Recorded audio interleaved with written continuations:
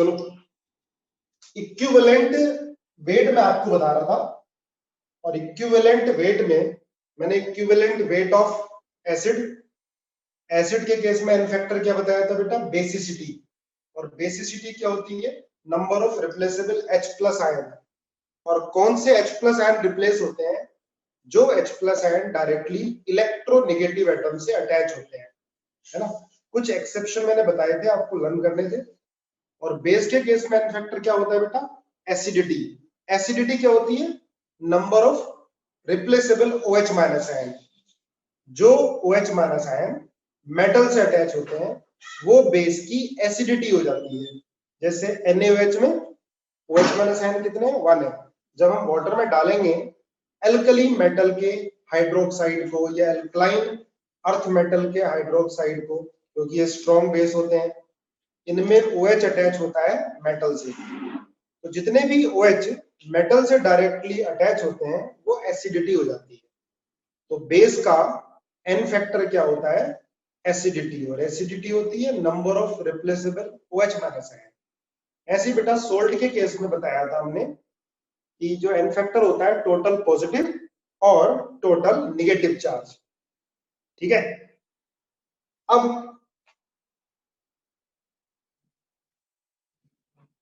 Number of gram equivalent क्या होते हैं? नंबर ऑफ ग्राम इक्विवेलेंट, ठीक है, साथ साथ लिखना मेरे, काफी इंपॉर्टेंट टॉपिक है, धीरे धीरे पढ़ेंगे इसको, है ना। नंबर ऑफ ग्राम इक्विवेलेंट, जैसे बेटा नंबर ऑफ मोल्स क्या था? Given weight upon molecular wait, ये था नंबर ऑफ मोल्स। और नंबर ऑफ ग्राम इक्विवेलेंट होता है given weight upon equivalent wait, given weight upon equivalent wait, ये होता है नंबर ऑफ ग्राम इक्विवेलेंट, है ना। नंबर ऑफ ग्राम इक्विवेलेंट या नंबर ऑफ इक्विवेलेंट बोल दिए तो given weight upon equivalent wait, या वॉल्यूम एनटीपी पर लीटर में अपॉन इक्विवेलेंट वॉल्यूम, है ना। इक्विवेलेंट वॉल्यूम अभी बताता हूं क्या होता है इक्विवेलेंट वॉल्यूम। इक्विवेलेंट वेट तो हमने पढ़ लिया बेटा, क्या होता है equivalent weight? Equivalent weight is equals to atomic weight या molecular weight upon N factor, molecular weight upon N factor, molecular weight upon N factor, ये होता है बेटा इक्विवेलेंट वेट, है ना। हम जानते हैं सब, equivalent weight molecular weight upon N factor. अब एन फैक्टर जितना भी अभी तक हमने पढ़ा है, अभी मैंने सारा नहीं पढ़ाया, अभी मैंने आपको ऑक्सीडेंट और रिडक्टेंट का मुझे पढ़ाना है ना। इससे पहले हम थोड़ी सी एप्लीकेशन देखेंगे। तो इक्विवेलेंट वेट होगा molecular weight upon N factor, ठीक है बेटा। अब आगे देखो, एक मिनट बेटा। तो इक्विवेलेंट वेट होगा molecular weight upon N factor, ठीक है। कल सुमित सर ने एक डीपीपी आपको डाल दी थी, वो क्लास 12th को डालनी थी, लेकिन फिर भी कुछ बच्चों ने सॉल्व कर दी और बड़े अच्छे क्वेश्चन थे उसमें, काफी बच्चों ने सॉल्व कर दी, पर आपको नहीं करनी थी वो, क्योंकि वो क्लास 12th को डाली है। क्लास 12th में सॉल्यूशन चैप्टर है, उसके अंदर मोल कॉन्सेप्ट फिर से तुम्हें दोबारा करना होता है, इसलिए बिल्कुल घबराओ मत, है ना। जो चीज टफ लग रही है वो फिर एक बार आएगी, लेकिन कोशिश करो अभी कर डालो। आप लोग वैसे कर रहे हो, बहुत अच्छा कर रहे हो। तो वो डीपीपी सॉल्व कर दी काफी बच्चों ने, और वो क्लास 12th की थी, ठीक है। चलो बेटा, equivalent weight molecular weight upon N factor. अच्छा, ग्राम इक्विवेलेंट क्या हो गया? Weight upon equivalent weight, gram equivalent weight upon equivalent weight. और मिली इक्विवेलेंट क्या होगा बेटा? मिली इक्विवेलेंट, ठीक है। मिली इक्विवेलेंट क्या होगा? Wait upon equivalent weight into 1000, wait upon equivalent weight into 1000। ठीक है, 1000 से मल्टीप्लाई कर दिया, मिली इक्विवेलेंट। याद करो हमने मोल बताया था और मिली मोल्स, तो मोल को 1000 से मल्टीप्लाई कर रहे थे तो मिली मोल्स बन रहा था। ऐसे milliequivalents weight upon equivalent weight into 1000। कुछ क्वेश्चन बड़े इजी होंगे जब अगर हम मिली इक्विवेलेंट से करेंगे, काफी इजी, रिएक्शन को बैलेंस करने की जरूरत ही नहीं पड़ेगी, क्योंकि जब भी हम मोल से करते हैं तो रिएक्शन को बैलेंस करना होता है। लेकिन जब हम मिली इक्विवेलेंट से या इक्विवेलेंट से करेंगे तो रिएक्शन को बैलेंस करने की जरूरत नहीं पड़ेगी और धीरे धीरे आसान होता जाएगा। ठीक है, अब नॉर्मेलिटी, मैंने आपको नॉर्मेलिटी छुड़वाया था। अब देखो नॉर्मेलिटी क्यों छुड़वाया था, क्योंकि उसमें इक्विवेलेंट आता है। नॉर्मेलिटी है ना, साथ साथ लिखो मेरे, नॉर्मेलिटी इसको डिनोट करते हैं कैपिटल एन से। लिखो, it is defined as, it is defined as number of, it is defined as number of gram equivalent of solute, number of gram equivalent of solute present in 1 liter of, present in 1 liter of solution। ठीक है, देखो बेटा, molarity में क्या लेते थे हम, number of moles of solute, लेकिन नॉर्मेलिटी में क्या होता है, number of gram equivalent of solute, है ना, ग्राम इक्विवेलेंट को अंडरलाइन करो, number of gram equivalent of solute present in 1 litre of solution, ये है नॉर्मेलिटी। इसका फॉर्मूला लिखो,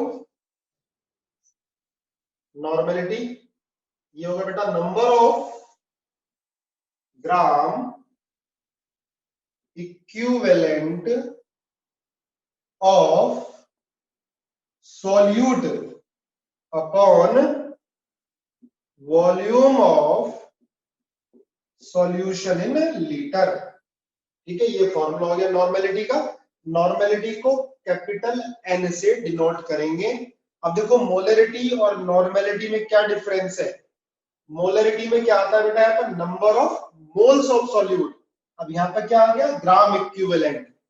नंबर ऑफ मोल्स होता है given weight upon molecular weight, लेकिन यहाँ पर क्या है, नंबर ऑफ ग्राम इक्विवेलेंट क्या होगा बेटा, वेट अपॉन इक्विवेलेंट वेट। और इक्विवेलेंट वेट के बारे में हमने पिछली 2 क्लास में काफी डिटेल में पढ़ा है। अब आप इसको आगे लिखो, नंबर ऑफ ग्राम इक्विवेलेंट, अगर वेट गिवन है तो क्या होता है बेटा, वेट अपॉन इक्विवेलेंट वेट, ठीक है, इनटू वॉल्यूम, ये है नॉर्मेलिटी। क्लियर है, ये वॉल्यूम लीटर में है। अगर वॉल्यूम ml में होगा तो क्या करोगे, normality is equals to weight upon equivalent weight into volume. अगर वॉल्यूम ml में होगा तो 1000 से डिवाइड करोगे तो इधर मल्टीप्लाई हो जाएगा, ये हो गया बेटा normality. Normality wait upon equivalent weight into volume into 1000, this is normality. चलो एक क्वेश्चन करते हैं छोटा सा, देखो, calculate normality of solution. Normality का फॉर्मूला देखो पहले ध्यान से, डेफिनेशन देखो, और ये लिख लेना बेटा, ये टेम्परेचर डिपेंडेंट होती है।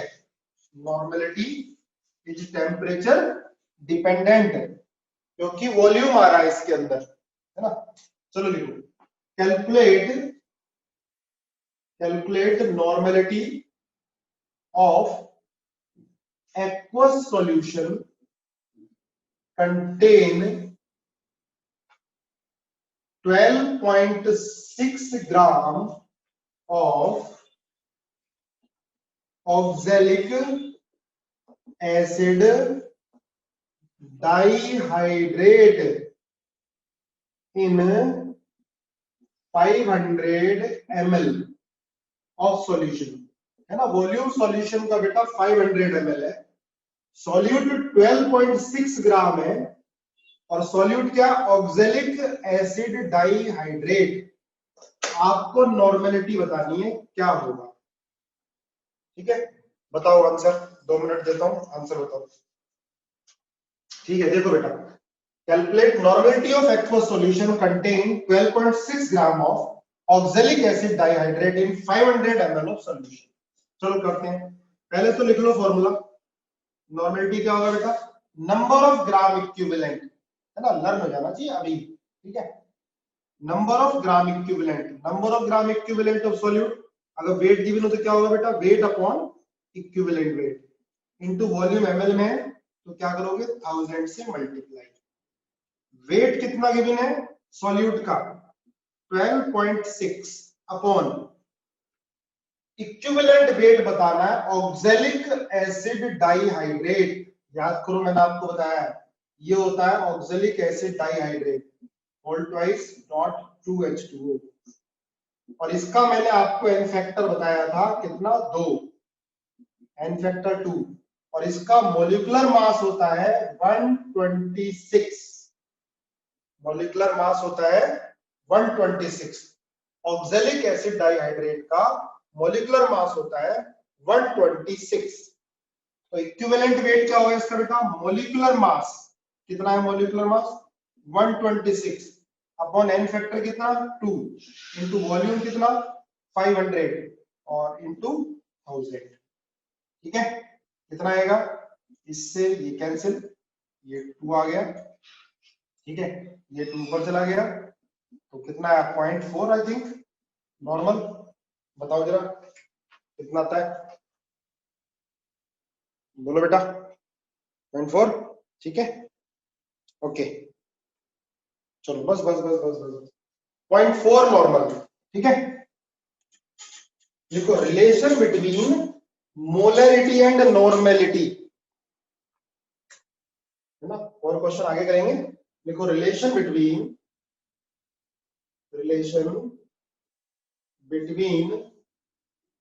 Molarity and normality, molarity and normality.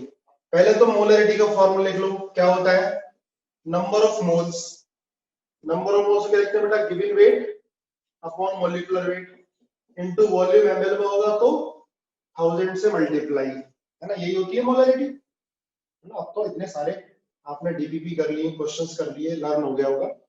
और नॉर्मेलिटी का फॉर्मूला क्या होता है बेटा, वेट अपॉन इक्विवेलेंट वेट, बस यहाँ मॉलिक्यूलर वेट आ गया, यहाँ पर क्या आ गया, equivalent weight into volume ML में तो 1000 से मल्टीप्लाई, क्लियर है।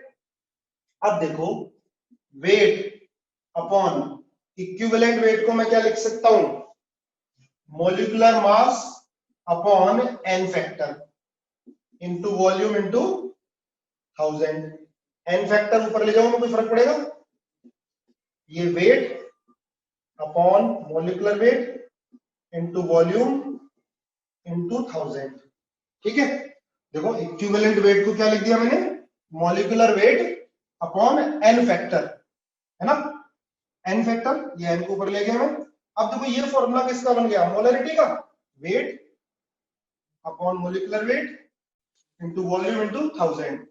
तो मैं लिख सकता हूं बेटा normality is equals to N factor into molarity, लिखो इसको, नॉर्मेलिटी इज इक्वल्स टू